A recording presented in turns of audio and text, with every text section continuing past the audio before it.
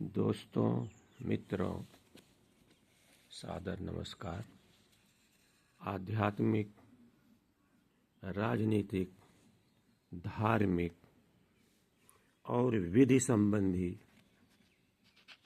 विषयों में रुचि रखने वाले विद्वान विदुषी नर नारियों, विगत कई दिनों से हमने आपसे YouTube पर वाल्मीकि रामायण के परिप्रेक्ष्य में शासक के गुण, वाल्मीकि रामायण के परिप्रेक्ष्य में गवर्नेंस, शासन गवर्नेंस और अनेक विविध बिंदुओं पर आपसे चर्चा किया। उसके पूर्व हमने ईशोपनिषद, श्रीमद् भगवद गीता, अवधूत गीता के विभिन्न प्रतिपाद्य बिंदुओं को लेकर के आपसे चर्चा किया। आज पुनः मैं YouTube चैनल पर के पाराशरन की miscellany on legal wisdom from Valmiki Ramayana and retrospective विषय से YouTube पर पुनः चर्चा करूंगा। आज मैं आपसे केवल एक बिंदु पर चर्चा करने जा रहा हूं, जिसका शीर्षक है अपने को जानो। Know your self, no thy self.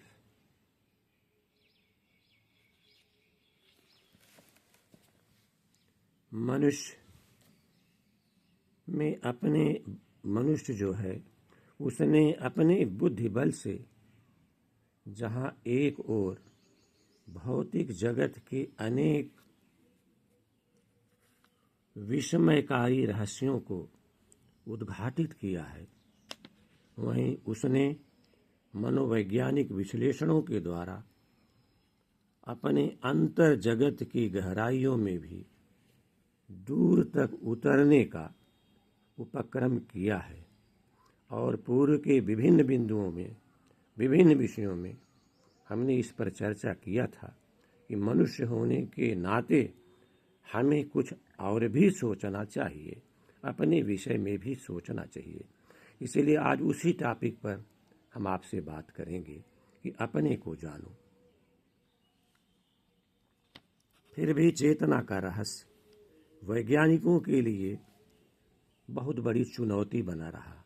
आज दुनिया के बुद्धिजीवियों का इस विषय में एक मत है कि चेतन सत्ता ही सृष्टि का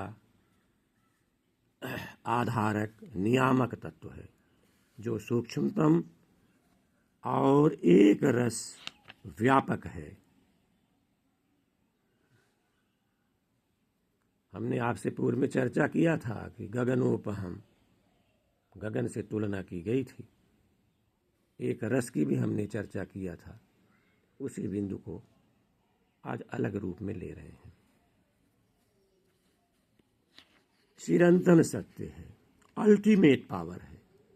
आत्मा, परमात्मा, ईश्वर आदि उसी के नाम है। हमने जो आपसे अद्वैत वेदांत की चर्चा में कहा था कि अहम ब्रह्मस्मि तत्त्वमसि, वही आत्मा, वही परमात्मा, वही ईश्वर।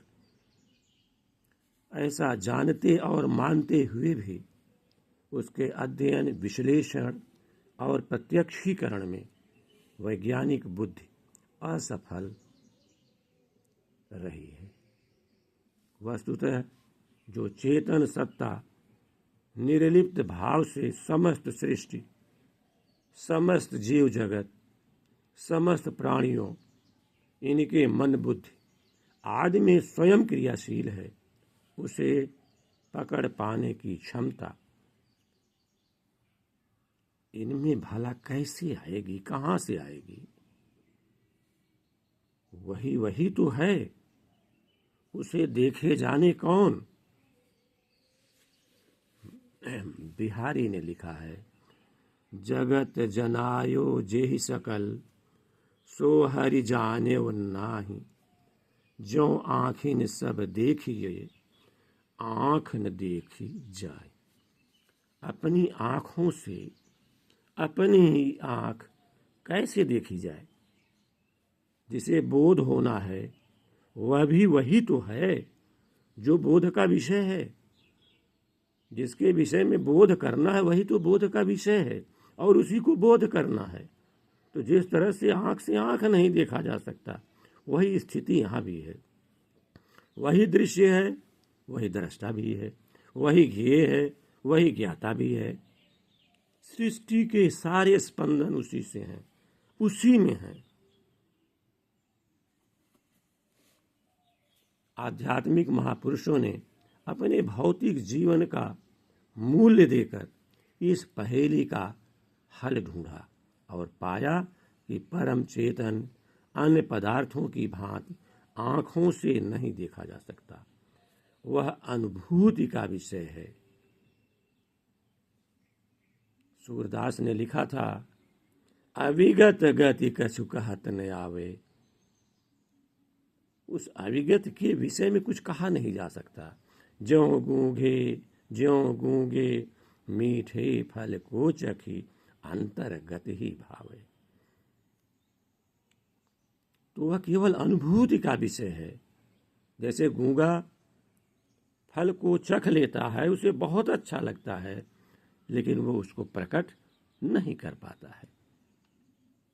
वह अनुभव स्वरूप है। न सदृशे तिष्ठति रूपमस्य, न चक्षुषा पश्यति कश्चनेनं, हृदा मनीषा मानस भी क्लिप्तो, यह एतद विदुः अमृतास्ते भवन्ति। उस परम सत्ता को देखने या जानने समझने का एक ही उपाय ऋषियों ने बताया है कि तुम अपने में ही अपने आप को देख लो, जान लो। कस्तूरी कुंडल बसै, मृग ढूंढै बन माय, ऐसे घट घट राम है, दुनिया जानत नाई। इसी तरह से आपसे हमने 3 पापों का भी उल्लेख किया था पूर्व में, कि जो हम ईश्वर को ढूंढने के लिए धार्मिक यात्राएं करते हैं, वह ईश्वर के प्रति अपराध है, क्योंकि वह सर्वत्र है। जो हम उसको मंदिर, मस्जिद, गुरुद्वारे, गिरजाघर में देखते हैं, वह भी एक अपराध है। क्यों? क्योंकि हम उसको कैद करते हैं और वो कैद योग्य नहीं। इस तरह से हमने आपसे पूर्व में चर्चाएं किया था। आज उसी को एक तरह से समअप करते हुए इस शीर्षक को बढ़ा रहा हूँ, अपने को जानो। तुम्हारा आत्मस्वरूप ही ये है, तत्त्वमसि, वह तुम ही हो। अहम ब्रह्मस्मि, मैं ही ब्रह्म हूँ, आई एम ब्रह्म। सो तय ताहि तो ही नहीं भेदा। रामचरितमानस में आया है कि सो तय ताहि तो ही नहीं भेदा। तो उसमें जो ढूंढ रहा उसमें और जिसको ढूंढ रहा उसमें कोई भेद नहीं है, दोनों एक हैं। इसीलिए कहा गया है कि जान ही तुम ही हो जाई। जब जान लेंगे तब तो वही रह जाएंगे, वही हो जाएंगे। जिस तरह से अवधूत गीता में अवधूत का चित्रण हुआ है। लाली मेरे लाल की, जित देखूं तित लाल, लाली देखन मैं चली, मैं भी हो गई लाल, मैं भी लाल हो गई, वही हो गई, क्योंकि मैं वही हूँ। भारतीय मनीषा तो पदे पदे आत्मानुभूति के उद्योग की ही प्रेरणा देता है। वेद का आदेश है, आत्मानं विद्धि। आत्मानं विद्धि यानी अपने आप को जानो। Know thyself, know yourself. Upanishad की राय है, आत्मा वा अरे श्रोतव्य, मंतव्य, द्रष्टव्य, आत्मा ही श्रवणीय, माननीय तथा द्रष्टव्य है। आत्मा वा अरे श्रोतव्य, मंतव्य, द्रष्टव्य। आत्मा ही श्रोतव्य है यानी श्रवण करने योग्य है, मंतव्य मानने योग्य, माननीय, द्रष्टव्य देखने योग्य है, दर्शनीय है, वह आत्मा ही चाहे उसी को आत्मा कहिए, चाहे उसी को परमात्मा कहिए।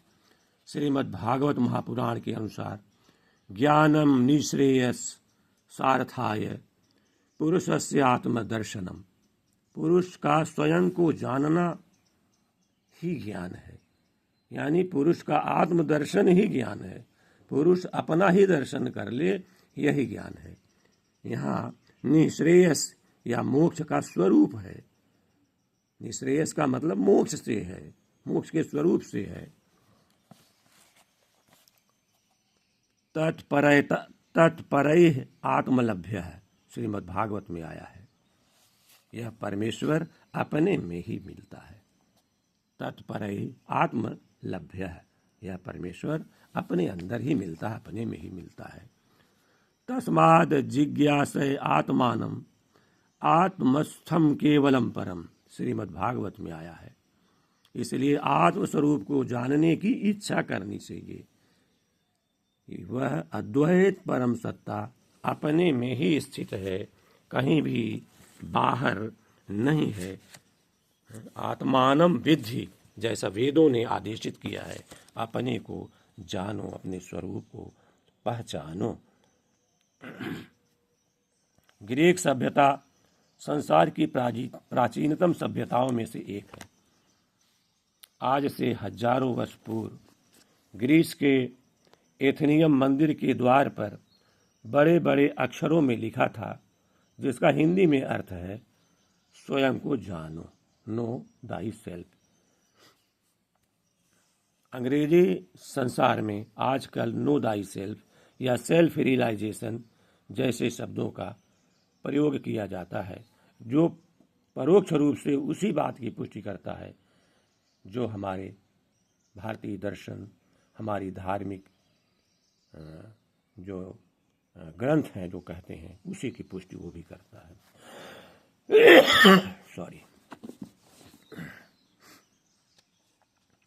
ओलिवर वेंडल होम्स ने लिखा है, whence are we and why are we of all the myriad things to know the most amazing.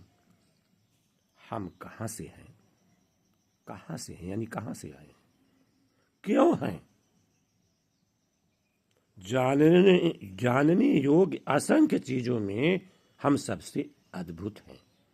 ऐसा लिखा है ओलिवर वेंडल होम्स ने। जॉन मिल्टन की जो बुक है पैराडाइज लास्ट, उसमें है हु एम आई और फ्रॉम वेंस और how came I here, what submissive homage unseemly me. मैं कौन हूं, यहां कहां से आया हूं, यहां कैसे आया हूं, मुझे कौन सी अधीनता की श्रद्धा अनसुनी है। ये जॉन मिल्टन की पंक्ति थी। तो क्या स्वयं को जानना मनुष्य का अंतिम साध्य है? क्या यही परम पुरुषार्थ है? क्या वस्तुतः हम स्वयं को नहीं जानते? हाँ, सत्य है, सचमुच ऐसा ही है। हम स्वयं को नहीं जानते, हम अपने आप से अपरिचित हैं। यह एक चौंकाने वाला अटल सत्य है और असरफुल मखलूकात कहलाने वाले हम मनुष्य के लिए बड़ी लज्जास्पद स्थिति है। आत्मविस्मृति, स्वयं को भूल जाना, सेल्फ फॉरगेटफुलनेस, आत्मविस्मृत भी इस विडंबित स्थिति से उबरना ही जीवन सिद्धि है। मनुष्य जन्म की सार्थकता भी इसी में है। हम मनुष्य स्वयं को अन्य प्राणियों की अपेक्षा श्रेष्ठतर या अधिक सौभाग्यशाली केवल इसीलिए मानते हैं या मान सकते हैं कि मनुष्य के ही अंदर एक ऐसी चेतना है कि उसके अंदर आत्मबोध की संभावना बनती है। एक श्लोक जो था, आपने भी पढ़ा होगा कहीं, कि मैथुन और बच्चे उत्पन्न करना बच्चों का पालन पोषण करना, सामान्य में तत् पशुभिर नराणाम, आहार निद्रा भय मैथुनश्च, याद आ गया, आहार निद्रा भय मैथुनश्च सामान्य में तत् पशुभिर नराणाम। आहार निद्रा भय और मैथुन ये नरों में और पशुओं में समान तो है, केवल एक कर्म ही ऐसा है जो हमें उनसे अलग करता है, और इसीलिए हम श्रेष्ठ हैं। और हमारे ही रूप में, मनुष्य जीवन में ही, मनुष्य के रूप में ही ईश्वर के अवतार को माना गया है। प्रायः वैसे हम लोगों के उसमें शूकर का भी अवतार है, मत्स्य अवतार भी है, वराह अवतार भी है, लेकिन ईश्वर जो पैदा हुआ है वो प्रायः मनुष्य योनि में पैदा हुआ है।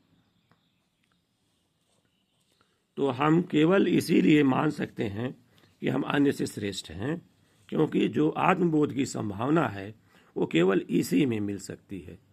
हमारे जय गुरुदेव बाबा जी हमेशा यही कहते थे कि ये जो नरतन मिला है ये एक किराए का मकान है जो आपको कुछ समय के लिए मिला है, और यही मन मंदिर है, यही शरीर ही मंदिर है, और इसी के अंदर उस प्रभु को खोजा जा सकता है। हमारे गुरु महाराज बराबर ये कहते थे कि आप उस द्वार पर खड़े हैं जहाँ से उस प्रभु से मिलने का या अपने आप को पहचानने का रास्ता है। केवल हम भटक रहे हैं, मोह को कहाँ ढूंढो बंदे, मैं तो तेरे पास में। हमारे विविध धार्मिक ग्रंथ भी इसी बात की पुष्टि करते हैं कि इसी मनुष्य शरीर में ही हम कुछ जिसको हम अलभ्य मानते हैं वो लभ्य है, कुछ प्राप्त कर सकते हैं, अन्यथा अन्य देहों के लिए ये संभावना क्षीण ही नहीं बल्कि पूर्णतया निगेट की जाती है, पूर्णतया इसको नकारा जाता है। अन्य देहधारियों के लिए ऐसी संभावना है ही नहीं। श्री मद्भागवत में एक मिथकीय गल्प है, जब सृष्टिकर्ता ब्रह्मा ने सृष्टि रचना कर ली तो परमात्मा को उसमें अपने रहने योग्य स्थान कहीं नहीं मिला। एक श्रीमद् भागवत में एक मिथक है जो मैं आपको बता रहा हूँ। इस पर ब्रह्मा ने बड़े मनोयोग से मनुष्य की सृष्टि की, और भगवान जो है उसी मनुष्य शरीर में ही अपने निवास के योग्य उसको पाया और उसमें निवास भी किया। ये हमारे विविध धार्मिक ग्रंथ स्वीकार भी करते हैं।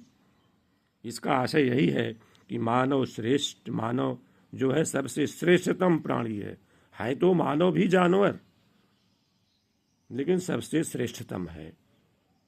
सृष्टि का सर्वोत्तम उपहार कर सकते हैं जो ईश्वर ने हमें दिया है, और उसमें भगवत्ता को वर्ण करने की, आत्म साक्षात्कार प्राप्त करने की योग्यता है।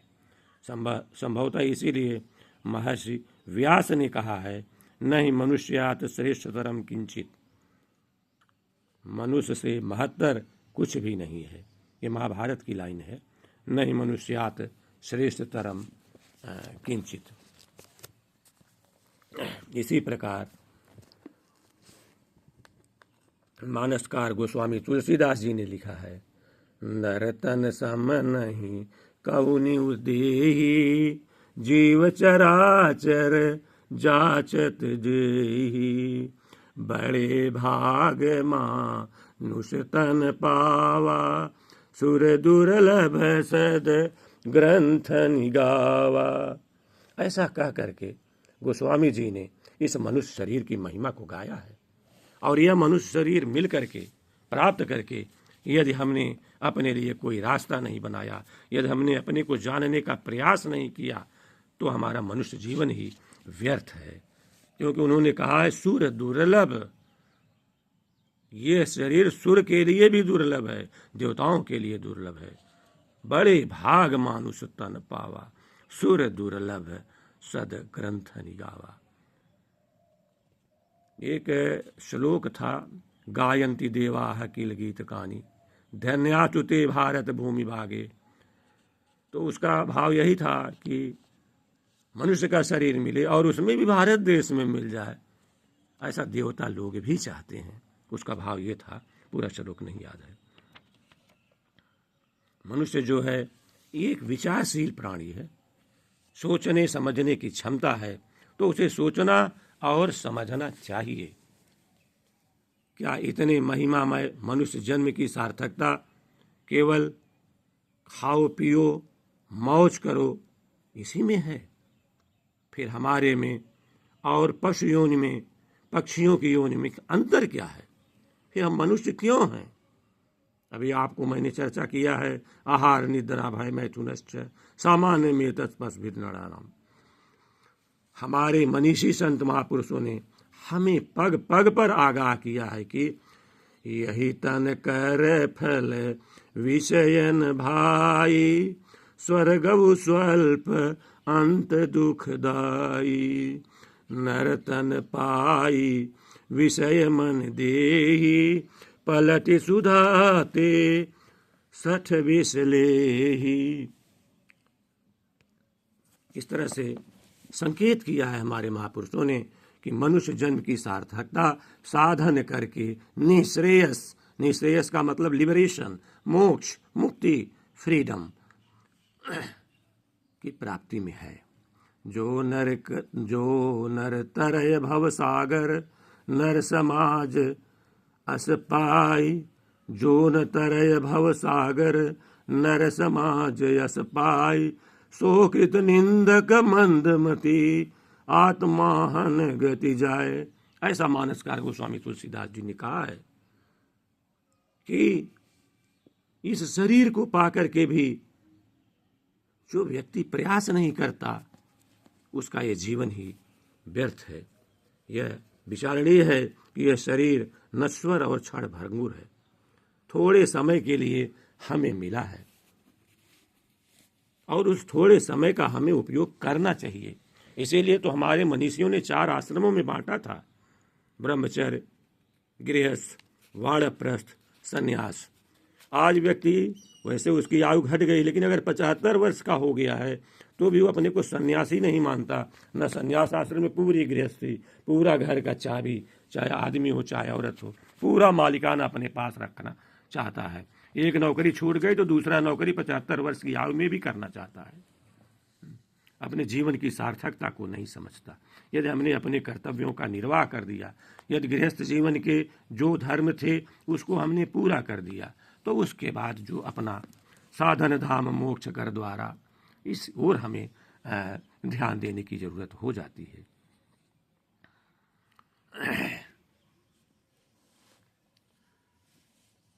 कबीर साहब ने लिखा था, पानी केरा बुध बुधा असमानस की जात, देखते ही छिप जाएगा ज्यों तारा प्रभात। यह तन कांचा कुंभ है लिए फिरे जो साथ, डबका लागा फूटिया कुछू न आया हाथ। पानी केरा बुदबुदा असमानस की जात, इस प्रकार की मनुष्य की जाति है। और देखते ही छिप जाएगा जो तारा दिया प्रभात। आगे कहते हैं, यह तन कांचा कुंभ है, कांचा कुंभ है, कच्चा घड़ा है, लिए फिरे जो साथ, जो इस शरीर को लेकर घूम रहे हो। ढबका लागा फूट गया, एक थोड़ा सा ढबका लगा, झटका लग गया, धक्का लग गया, फूट जाता है। और कुछ न आया हाथ, हाथ में कुछ नहीं आता, सब यहीं रह जाता है।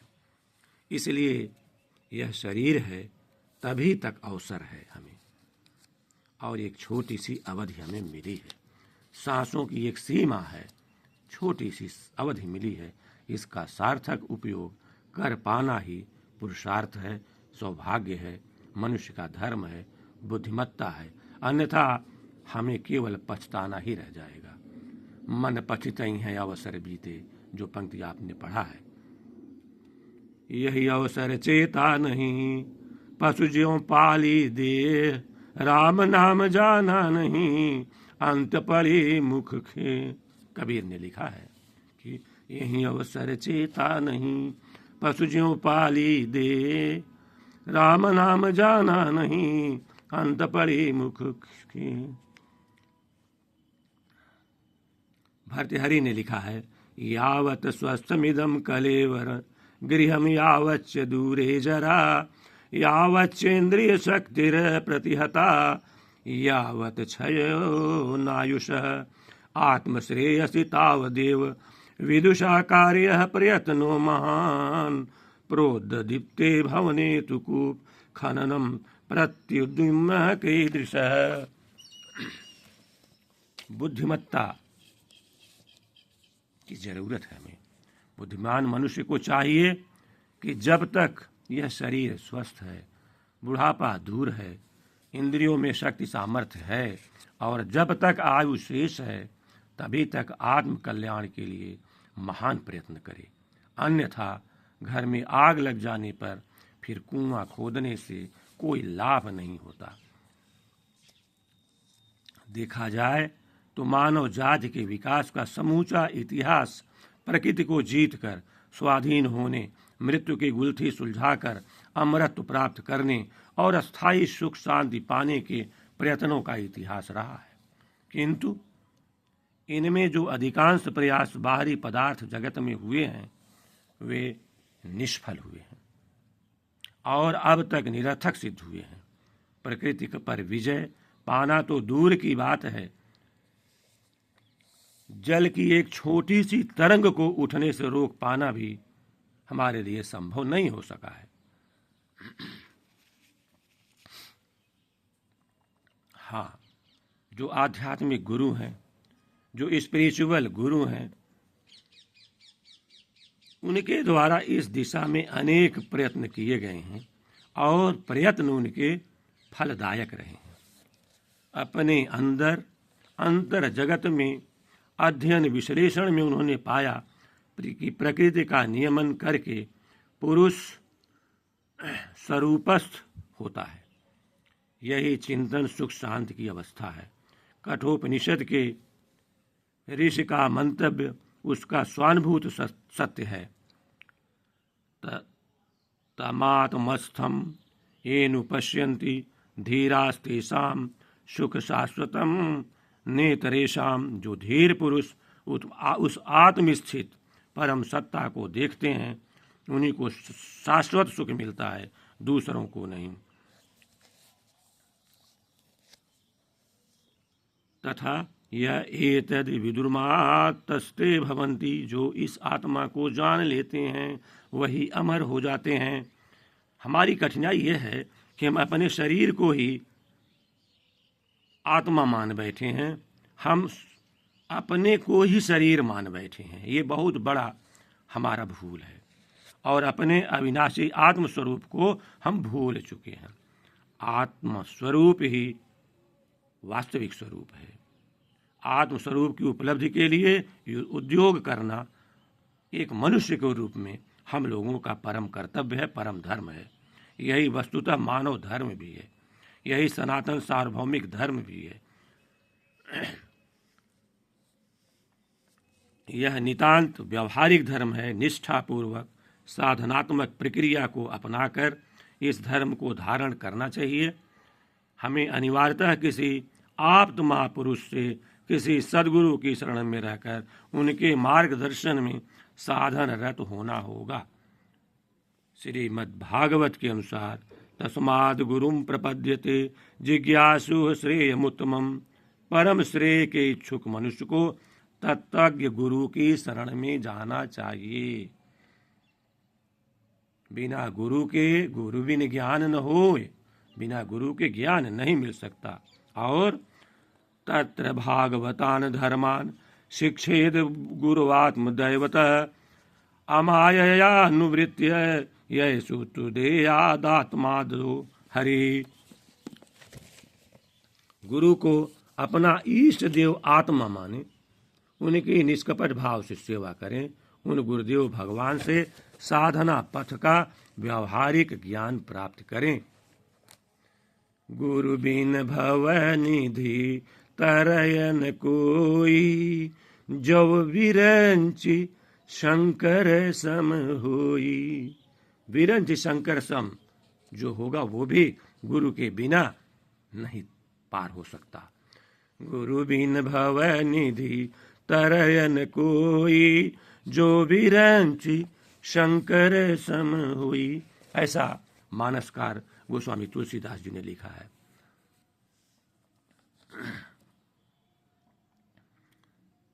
कहने का तात्पर्य यह है कि हमें एक पूर्ण गुरु, पूर्ण संत को ढूंढना होगा, खोजना होगा। और पूर्ण संत, पूर्ण गुरु के क्या क्या लक्षण हैं, ये आपको हमारे विविध धार्मिक ग्रंथों में मिलेंगे। मानसकार ने मानस में भी तमाम लक्षण दिए हैं। और उस गुरु की शरण में जाना होगा, सत्संग करना होगा, और उसके द्वारा हम अपने आप को समझ सकते हैं। ओम गुरुर्ब्रह्मा गुरुर्विष्णु गुरुर्देवो महेश्वरः गुरु साक्षात् परब्रह्म तस्मै श्री गुरुवे नमः। बंदौ गुरुपद पदुम परागा सुरुचि सुभाष सरसि अनुरागा। बंदौ गुरुपद कंज कृपा सिंधु नर रूप हरि। महामोह तम पुंज जासु कृपा रविकर्णिक। ओम अज्ञानतिमिरान्धस्य ज्ञानाञ्जनशलाकया चक्षुरुन्मीलितं येन तस्मै श्री गुरुवे नमः। इन्हीं शब्दों के साथ आज इस वक्त के लिए आपसे मैं अलविदा कहना चाहता हूँ। और पुनः YouTube पर अन्य बिंदु को लेकर के, वो बिंदु मैं वाल्मीकि रामायण से लूँगा और उस पर मैं YouTube में संभवतः आज ही रात में आपसे चर्चा करूँगा। बहुत बहुत धन्यवाद, बहुत बहुत धन्यवाद। ओम श्री गुरुवे नमः। ओम शांति शांति शांति।